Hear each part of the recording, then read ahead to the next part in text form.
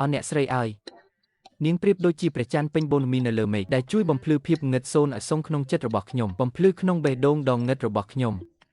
ឯងដឹងទេថាមាសស្ងួនគេថាម៉េចខ្លះព្រះអង្គមេឃតតែយប់ទើបមានព្រះច័ន្ទណាទើបតែថ្ងៃត្រង់សោះព្រះអង្គព្រើភ្នែកមែនទេហាមាត់អញ្ចឹងគឺកាត់តាមយាយវាងនៅផ្សារខាងកើតហើយខ្ញុំហៅថាប៉ុន្មានថ្ងៃមុនព្រះអង្គម្ចាស់រាជទីយិតពិតជាបានសរសេរកាប់ឲ្យមួយបទយកទៅឲ្យបណ្ឌិតចាស់នៅរាជបណ្ឌិតសភាមើលមែនប៉ុន្តែត្រូវគេរិះគន់ថាមិនសមសំបីតែមួយកាក់មួយសេនជួយតិចទៅវើយប៉ុន្តែជារឿងពិតមែនអត់ប្រកាសជាពិតហើយតើអ្នកណាសរសេរវារកមិនឃើញទេរងពុំថាគេបញ្ជាទិញលាក់មុខសំបីតែអ្នកដឹកក៏មិនដឹងថាអ្នកបញ្ជាជាអ្នកណាដែរព្រះអង្គម្ចាស់នោះសំបីតែគម្ពីរអក្សរ3ក៏ទន្ទិញមិនចាំផងតែបែរជាធ្វើពុតជាអ្នកចេះដឹងទៅវិញនេះជាការមួលបង្កាច់ច្បាស់ណាស់ព្រះអង្គសូមព្រះអង្គគ្រងប់ព្រះទ័យសិនឥឡូវសៀវភៅនេះល្បីពេញនគរហើយសំបីតែក្នុងរាជវាំងក៏ព្រះបតាដឹងរឿងនេះហើយមិនទាន់ប្រកាសទេតែម្សិលមិញព្រះអង្គម្ចាស់ទី3បានចូលវាំងលេងអុកជាមួយព្រះចៅអធិរាជហើយក៏យកវាទៅមួយក្បាលដែរសៀវជីងរួយគឺវាពិតជាវាហ្មង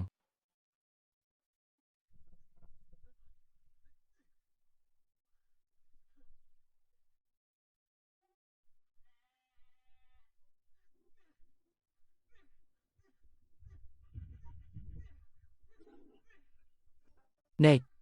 មកនេះមកពុកម៉ែបងប្អូនឲ្យចូលមកស្ដាប់ទាំងអស់គ្នាថ្ងៃនេះខ្ញុំនឹងនិទានរឿងជូនអ្នកទាំងអស់គ្នាដោយមិនគិតលុយទេ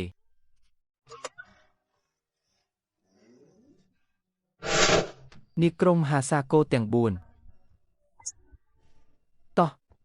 យើងមកមើលសៀវភៅដ៏អស្ចារ្យនេះទាំងអស់គ្នាប្រយោគដំបូងហង្សយកមកក្រើកមេឃាមហាសាគរទាំង4លុតជង្គង់ចុះពិតជាអួតសម្បើមមែនបើមិនដឹងខ្ញុំស្មានតែគាត់ចង់ហៅខ្ញុំឲ្យឡើងគ្រងរាជទៅហើយយើងមកមើលវគ្គនេះទៀតតួឯកប្រុសដើម្បីជួយសង្គ្រោះតួឯកស្រីក៏លុកចូលជុំរុំស្ត្រូវតែម្នាក់ឯងសម្លាប់ចុះសម្លាប់ឡើងកាប់សត្រូវអស់300នាក់300នាក់ណានេះសត្រូវអត់ជើងរត់ហើយតម្រង់ជួចាំឲ្យគេកាប់ឬក៏សត្រូវសុទ្ធតែជាទីងមងភូតកុហកអត់មានប្រមាណសោះអ្នកទាំងអស់គ្នាគិតថានេះអស់ត្រឹមនឹងហើយមែនទេដូកន្លែងដែលកប់សេរីជាងនេះគឺត្រង់នេះតួឯកស្រីត្រូវថ្នាំពោលជីវិតនៅលើសរសៃសក់តួឯកប្រុសចង់ជួយតួឯកស្រីក៏យកមាត់បញ្ចុកថ្នាំនាងពិតជាក្នុងសៀវភៅនេះបានប្រាប់ហើយថាថ្នាំពោលនេះខ្លាំងសាហាវណាស់តែតួឯកប្រុសនៅតែហ៊ានយកមាត់បញ្ចុកថ្នាំនាងទៀតខ្ញុំគិតថាតួឯកប្រុសនេះស្រឡាញ់នាងខ្លាំងឬក៏គាត់ធុញនឹងរស់ចង់ស្លាប់តាមនាងទៅមិនមែនទាំងអស់នឹងទេនេះបញ្ជាក់ឲ្យឃើញថាតួឯកប្រុសគឺជាមនុស្សឆ្លាតលំដាប់កំពូល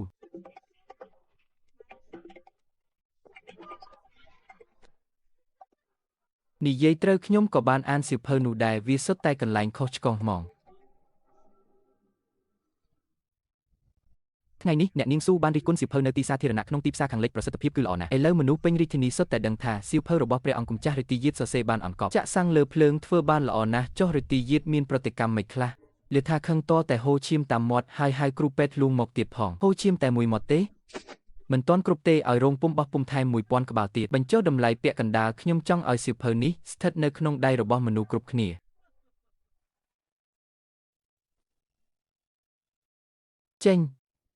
ចេញទៅឲ្យអស់ទៅព្រះអង្គខឹងជ្រុលពេកហើយ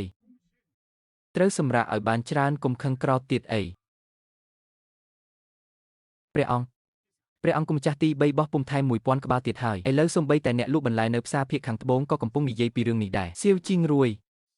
ជាងជីនស៊ូស៊ូងពួកឯងនិងយើងមិនអាចរស់រួមមេឃតែមួយទេព្រះអង្គព្រះអង្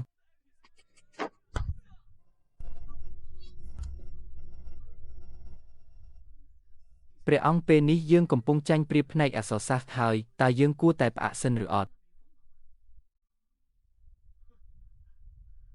ឯងហ៊ានទះកំភ្លៀងយើង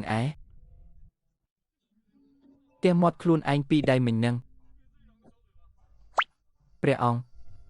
បានហើយតើណោះ